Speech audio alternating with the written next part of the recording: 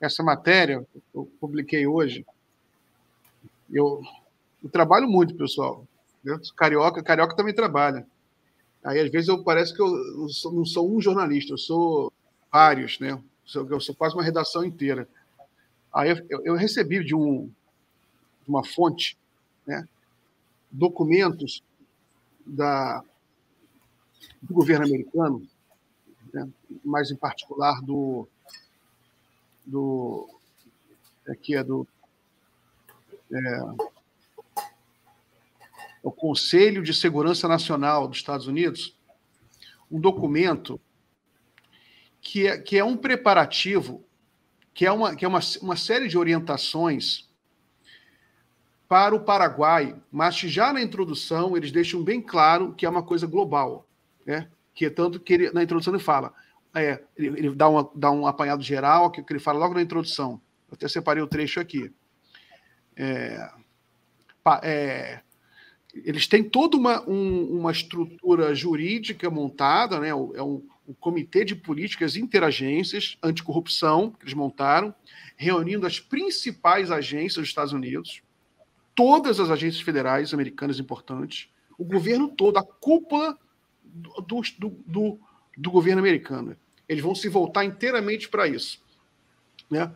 Talvez por perceberem que sanção econômica e guerra só está ferrando eles, então eles agora vão gerar uma coisa que eles já têm feito nos últimos anos, que vamos ver se agora isso se dá bem, o xerife global anticorrupção, que eles já conseguiram muito dinheiro, arrancaram o dinheiro da Petrobras, né? Arrancaram 10 bilhões de reais da Petrobras, arrancaram mais 10 bilhões da Odebrecht, né? Depenaram as empresas brasileiras, as multas que eles cobraram das empresas brasileiras, com a ajuda aqui da Lava Jato, foram as maiores do capitalismo americano, contra a Odebrecht, contra a Petrobras e outras. Pois bem, né? Aí nesse documento, documento de 27 de julho de 2023, de agora, né? É um documento feito no intervalo, depois da eleição do rapaz lá, Penha, no Paraguai, Santiago Penha, e antes da posse dele, que foi em agosto. Então, prepararam um documento. É impressionante, Nácio. É um documento assim com uma conotação imperialista. Eles falam tudo que vai acontecer no Paraguai nos próximos 2, 3 anos. Aí, em 6 meses vão aprovar uma lei tal, como se eles governassem o Paraguai, né? Em 6 meses vão aprovar a lei tal, em 12 meses outra lei. Um prazo de 6 a 24 meses, né? Que eles estabelecem. 6 a 24 meses, né? Vão aprovar isso, isso aqui. Matéria. Os órgãos vão... vamos cooptar todos esses órgãos aqui, né? Ministério Público, o Departamento lá do Paraguai Anticorrupção, tudo. Vamos usar a Organização de Estados Americanos, vamos usar outras coisas, usar tudo que a gente tem, né? E fica claro que é um laboratório, né? Vamos fazer isso com... E por que eles escolheram o Paraguai? Logo no início eles já falam, né? O bom dos americanos é que eles não conseguem esconder, que é o tique imperialista, que eles não conseguem ter muito subterfúgio, eles não têm medo, sabe? É que eles têm certeza que estão certos. Então, eles falam mesmo. Né? Tanto que quando vazam os documentos, é uma maravilha. Aqueles documentos e vazam toda hora, e eles contam tudo ali. Então, esse documento aí é impressionante. Aí eles falam já, logo no início, né, que escolhemos o Paraguai porque o Paraguai é o único país na América Latina em que tem relações diplomáticas com Taiwan. Eu nem sabia disso, vou até confirmar para ver se não é possível que confirmei, vi várias notícias recentes que o Paraguai é o único país na América Latina e um dos únicos no mundo, né, para dizer a verdade, em que considera o Taiwan como a verdadeira China, a independência, como um Estado independente. Tem uma embaixada de Taiwan no Paraguai, não da China, né? É evidente que com a China crescendo, os Estados Unidos já sabem disso, com o novo presidente, os diplomatas, a China que tem uma diplomacia genial, milenar, né?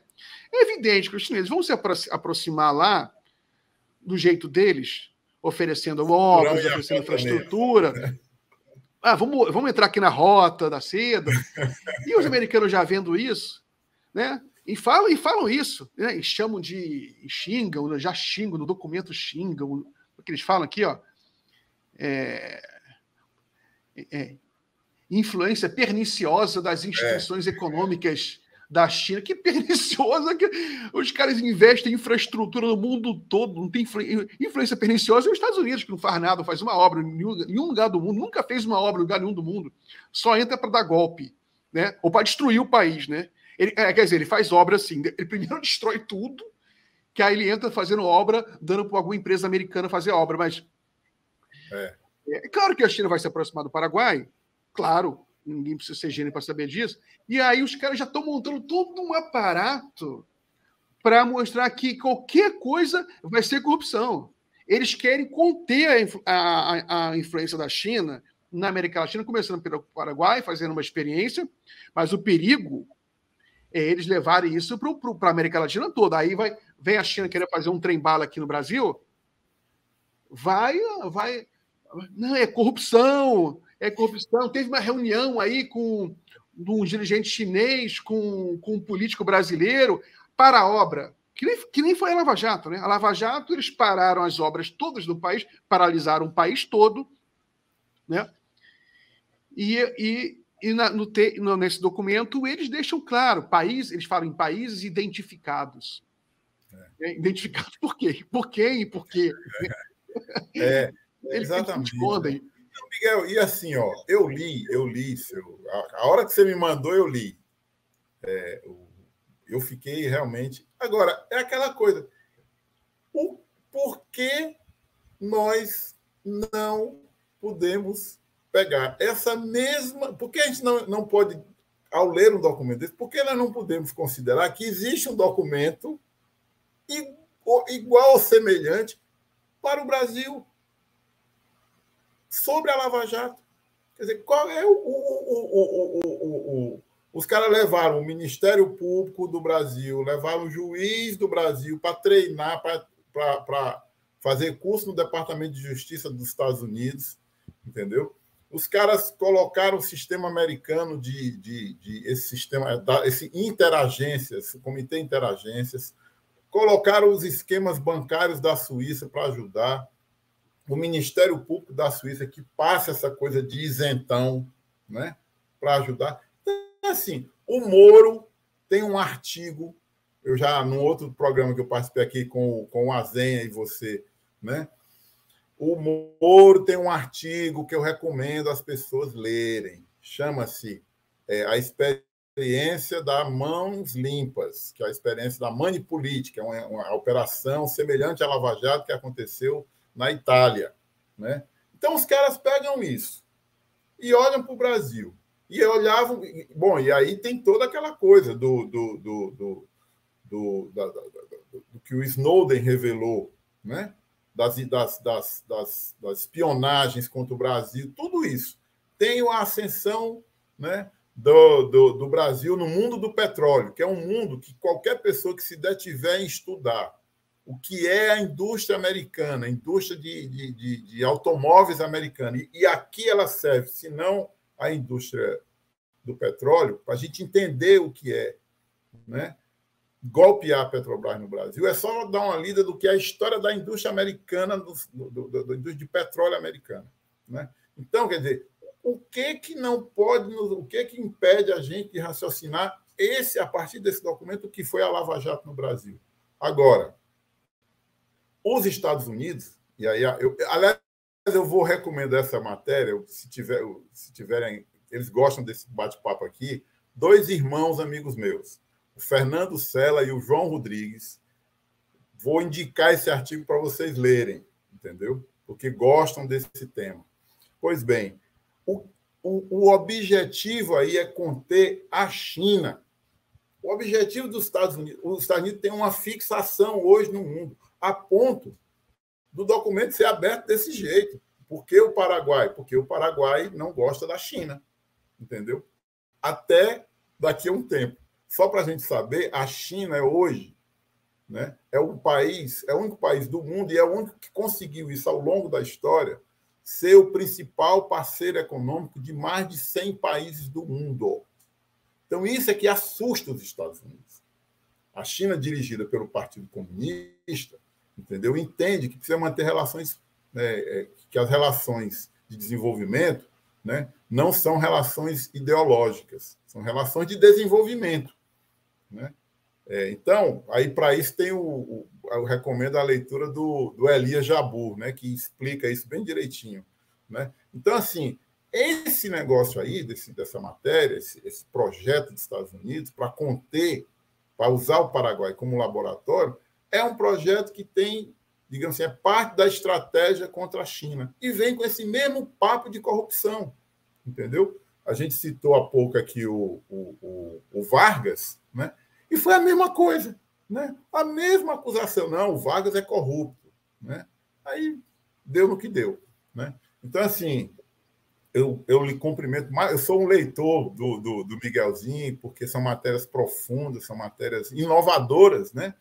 O Miguel é o cara que tem umas fontes assim que você não acredita, né? De repente ele acha ali um documento secreto, não sei aonde, né? Mas você lembrou bem, Inácio.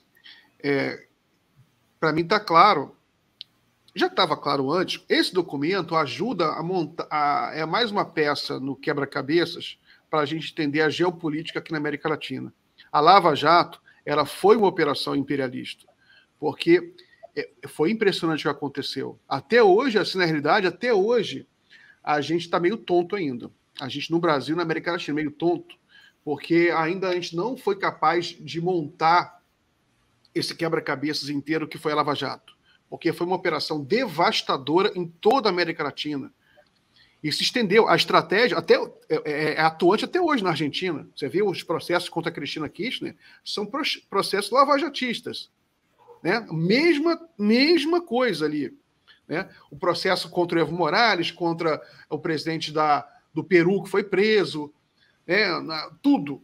Isso. Equador, contra o Rafael Correia, foi em toda a América Latina, um processo violentíssimo, sempre e no Brasil. No Brasil foi devastador. A gente já falou 1000 vezes aqui. Agora, foi o roteiro, esse texto aí, eu gostei muito de receber esse documento, porque ele traz um roteiro que a gente viu igualzinho foi a Lava Jato no Brasil. Né? Com agravante, talvez, que esse documento aí traz os elementos modernos que eles introduzem, que os Estados Unidos agora falam que vão usar alta tecnologia, né, para tentar... Inteligência artificial, né?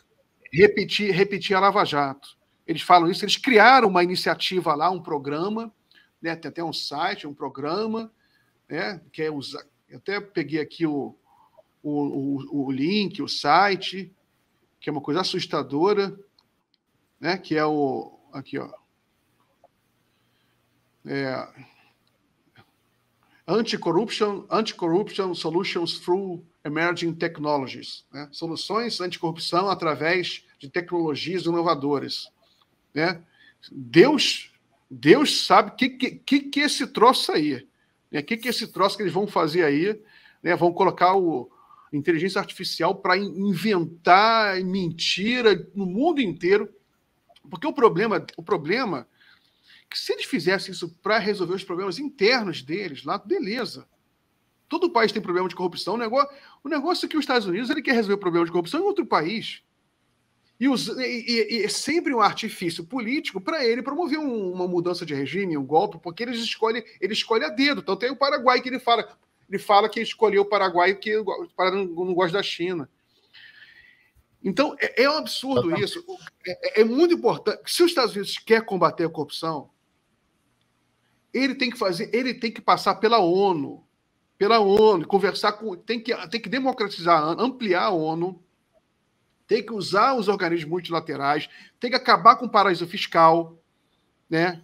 O mundo tem que acabar com o paraíso fiscal, que é muito dinheiro no planeta vai para o ralo por causa desses paraísos fiscais, que os governos do mundo inteiro estão com problema de arrecadação fiscal, porque os seus bilionários colocam o seu dinheiro em arrecadação fiscal. O Brasil tem um problema gravíssimo nisso. A Argentina, gravíssimo nisso.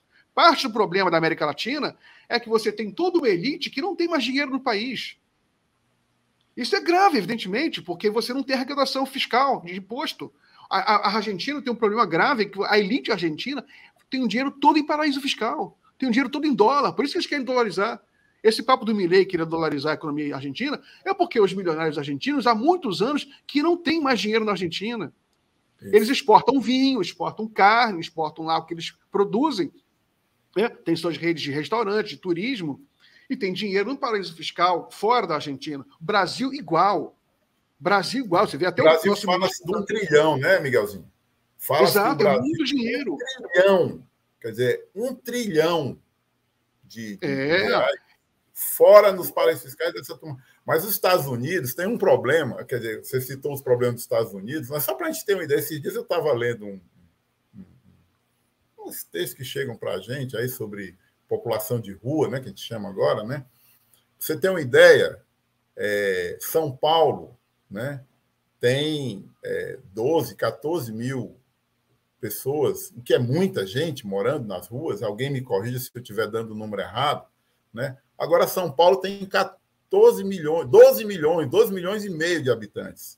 Nova York, por exemplo, tem 8 milhões de habitantes, 8 milhões e meio, tem 60 mil pessoas morando na rua, entendeu? Então, os Estados Unidos ficam com esse papo aí de combater corrupção no mundo e o país se acabando, né? Se acabando com a elite dos Estados Unidos ganhando dinheiro com guerra, né? Com a indústria bélica, entendeu? Com a indústria do petróleo, né? Quer dizer, outro dia, acho que foi o Gabriele, né? Que uma vez, numa entrevista que eu li do Sérgio Gabriele, que foi presidente da Petrobras, ou foi aqui no programa, uma vez até que eu participei depois com ele, ele dizia o seguinte, nos últimos 50 anos, as principais guerras que os Estados Unidos participaram foi sobre petróleo, né? Para disputar petróleo. Então, assim, os Estados Unidos vêm se arvorar, gente, se arvorar em combate à corrupção, pelo amor de Deus, né?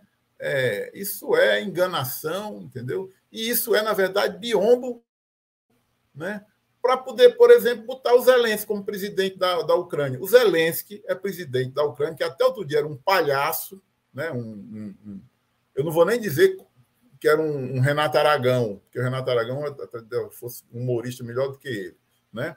Era um sujeito, um ator de comédia que virou presidente dos Estados Unidos, que uma das cenas dele é invadindo o parlamento com a arma para... Então, os Estados Unidos, sob argumento de corrupção, elegeu um cara como o Zelensky para ser presidente, botou o Zelensky na presidência. E agora fica esse papo de usar corrupção para, sabe, limpar o mundo, né? Senta a paciência. Inácio, o Biden quer aprovar uma ajuda de 25 bilhões de dólares para a Ucrânia. Você acha que esse dinheiro não vai escorrer tudo por corrupção? Claro. Que absurdo que estão fazendo. Não, gente. Primeiro que esse dinheiro não vai para um pobre ucraniano, não vai para um pobre. Não, esse dinheiro vai. A queda do ministro da Defesa da Ucrânia foi por corrupção. O cara comprava, usava o cara que, inclusive, andava com o Zelensky para cima e para baixo, né? Ele usou o cargo dele para fazer corrupção na compra de equipamento bélico. Então, assim, uma guerra que já gastou, né, 1 trilhão de reais, os Estados Unidos já enterraram ali uma fortuna, entendeu? E vai agora provar mais ainda, mais dinheiro. Está provado. Caiu o ministro da Defesa e caiu os comandantes tudinho, né? Eles querem lutar. É fácil lutar com a vida dos outros, né? É muito fácil. Virou até meme, né? Os Estados Unidos quer lutar até o último ucraniano, né? E tá chegando lá, porque eu li uma notícia aí que já morreu os primeiros conscritos da Ucrânia, morreu a maioria já. Eles estão com dificuldade, estão perdendo a guerra, sabe? E não há uma análise racional da conjuntura, né? Porque a mídia ocidental, quando chega em momentos como esse, momentos assim da geopolítica, momentos mais marcantes, mais polarizados da geopolítica, é impressionante como a mídia ocidental toda ela se alinha no cordeirinho a narrativa americana. Eles nem publicam nada. O jornalismo tem que publicar o outro lado, esquece. Nesse momento, todo aquele papinho de outro lado, de pluralismo, esquece. Você tem grandes jornalistas americanos que falam contra a guerra, eles não publicam, eles estão publicando em site pessoal. O Jeffrey Sachs, e hoje eles publicam no Substack, site pessoal deles, completamente bloqueados pela mídia americana. Eles estão indo para eles vão para podcast underground, não sei o quê, é o que dá espaço para eles. Alguns americanos que experiência de 20, 30 anos de serviço secreto nos Estados Unidos, falando essa guerra é uma loucura, os Estados Unidos provocou essa guerra, a OTAN rompeu todos, ela passou 20 anos rompendo todos os acordos que ela tinha feito com a Rússia, que ela tinha assinado com a Rússia, que era para não expandir a OTAN. O próprio agora chefe da OTAN deu uma entrevista dizendo que o Putin ofereceu uma solução antes da guerra, para não ter guerra. Não expandam. Não continuem expandindo. Tem os chamados acordos de Minsk, né? Tem os acordos de Minsk, chamado Acordo de Minsk, que nunca foram cumpridos pela Ucrânia, entendeu? Pela Ucrânia, né? Então, assim, não se trata aqui, e aí é uma digressão, digamos assim, né? Não se trata aqui da gente ficar aqui dizendo que o Putin agiu correto ao tomar a iniciativa. Claro que não. Agora, uma guerra que mata centenas de milhares de pessoas, é horrível. Claro. Isso, né? Aqui, e quem mais sofre é o povo, né? Agora, o que está se tratando aqui é o seguinte, que é o que os estudiosos aí de geopolítica chamam de guerra por procuração. Na verdade, os Estados Unidos não participam de guerra coisa nenhuma. Até aquelas bombas de fragmentação, né, que são um verdadeiro crime, se é que se pode chamar algo além de crime uma guerra, né? Mas, assim, são bombas, para as pessoas entenderem o que é uma bomba de fragmentação, é uma bomba que você joga uma carrada de granada. Aí aquela abre, explode um bocado de granada, né? Os Estados Unidos mandaram para lá um estoque velho, coisa que estava lá para vencer, né? Eles mandaram para lá. Então, assim, é uma guerra de procuração para disputa geopolítica, para resolver o problema da indústria bélica que está precisando renovar os seus estoques e para subir as ações da indústria bélica na Bolsa, que é o que está acontecendo. Então, quer dizer, não tem ali interesse nenhum, coisa nenhuma. Sabe essas ajudas aí que os Estados Unidos dá para a Ucrânia, que vão aprovar agora 25 bilhões de dólares, e que está causando mal-estar já nos Estados Unidos? Não está mais essa onda que estava no ano passado ou 2 anos atrás, não. Agora está um mal-estar, né? 25 bilhões, sabe para onde vai esse dinheiro? Esse dinheiro não vai para a Ucrânia, primeiro. Né? Isso aí, os americanos têm essas ajudas dele militares, que não vai para as empresas americanas exportarem material velho para a Ucrânia. Vai comprar granada velha, né, que eles superfaturam, corrupção na veia dentro dos Estados Unidos. É lendária a corrupção no Pentágono, é lendária. Tem uma frase, tem uma expressão lá jocosa, que é o parafuso do Pentágono. Né? Você compra um parafuso numa loja de material de construção, você paga 50 centavos, ou 20 centavos de dólar. Né? O Pentágono paga $50 um parafuso, que é um parafuso especial do Pentágono. Né? Então, eles compram muito mais caro, né? Limpa o estoque velho, imagina quanta coisa de arma velha que tem lá no Pentágono, tudo perdendo validade, granada velha. O que a gente vai fazer com isso aqui? Manda isso para a Ucrânia. Né? Mas quem vai pagar? O governo americano paga. Ainda fala que ajuda para a Ucrânia. Né? Ainda fala que ajuda para a Ucrânia. E ajuda humanitária. Humanitária. Não chega um centavo para um pobre ucraniano, tanto que tá tudo saindo de lá. Entendeu? É um absurdo isso. Essa guerra ela me deixa muito triste, né? Mas agora estou mais convicto que o Lula está certo, tem que ter um cessar-fogo, acordo, sentar para conversar, tem que ter a Rússia na mesa, porque a ideia dos europeus, dos americanos, de achar que a solução é destruir a Rússia, eu já ouvi isso de europeu. É impressionante, Inácio, eu já conversei com francês, alguns, né? Um cara que vota no Macron e tudo. Nossa, eles enlouqueceram, eles querem destruir a Rússia e a China. Miguel, mais uma vez na história, né? Mais uma vez na história, Napoleão, né, e Hitler sabem o que significa tentar destruir aquele país. Não é uma brincadeira ali, é um país...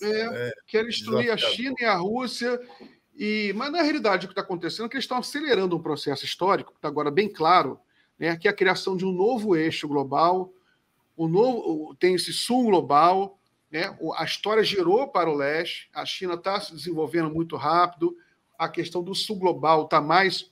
É um conceito novo que se desenvolveu rapidamente e um conceito que ganhou, você deve ter percebido, ele ganhou um status, uma elegância que há muito tempo não se via. Porque você acho que nunca teve um conceito assim tão forte e elegante, porque tinha os países não alinhados,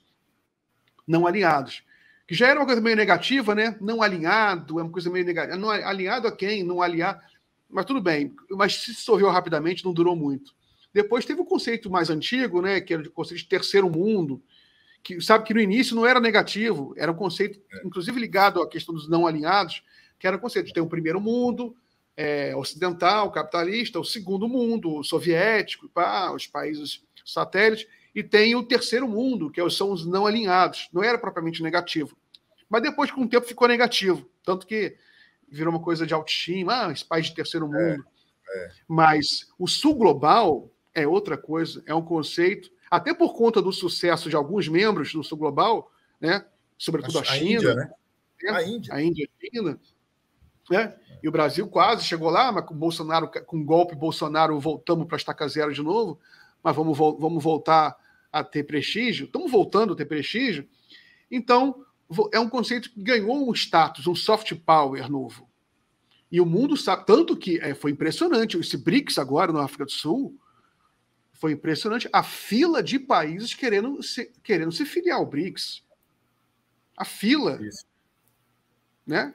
Então, e o BRICS mais 11 agora, que vai ser equivalente maior que o G7, 50% da produção de petróleo no mundo. Então, realmente, agora é um novo mundo, um novo mundo e está chegando rápido e chegando forte.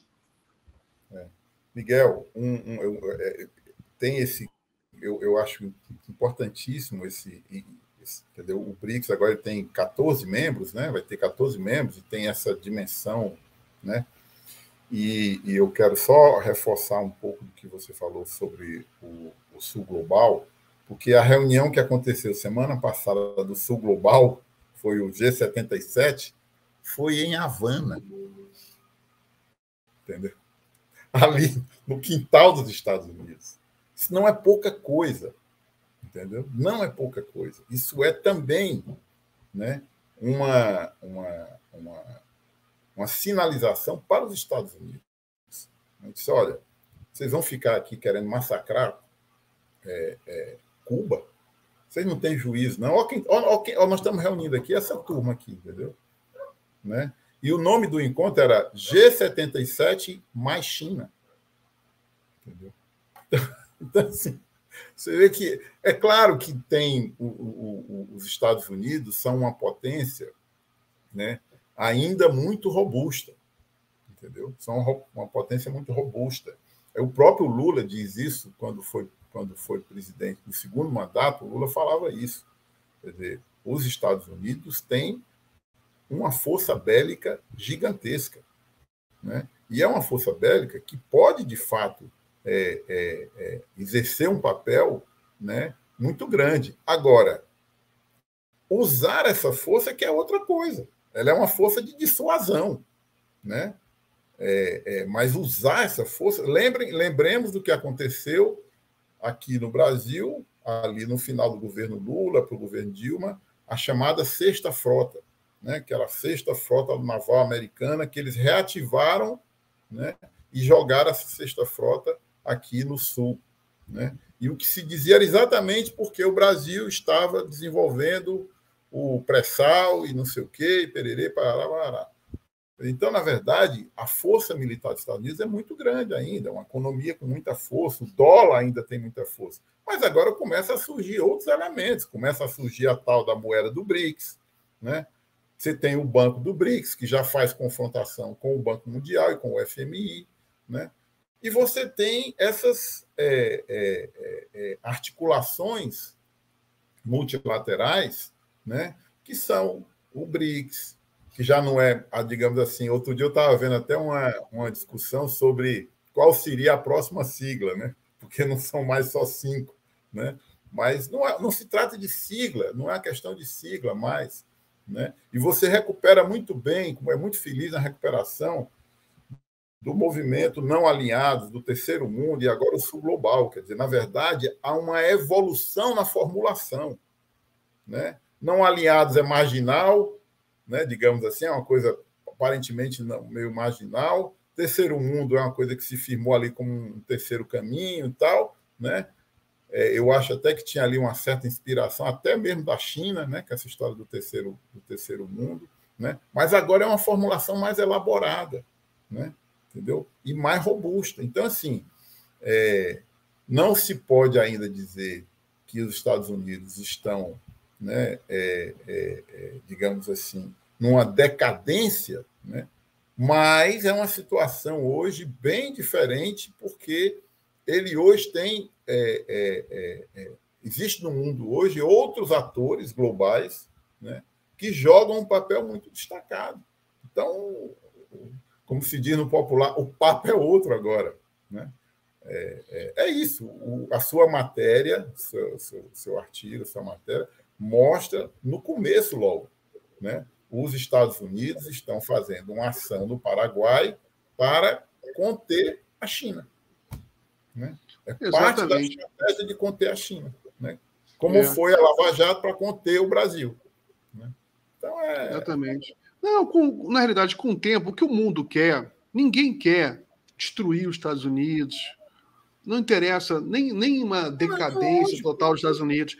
O que o mundo quer é só que eles parem de promover golpes no resto do mundo, que eles usem o talento deles, que ninguém nega, o grande talento da civilização norte-americana. Eles são bons em muita coisa, eles são bons em tecnologia, em fazer filme, em ciência. Eles têm um legado histórico. Eu admiro muito a contribuição americana em vários campos da ciência, da literatura, do cinema, muita contribuição.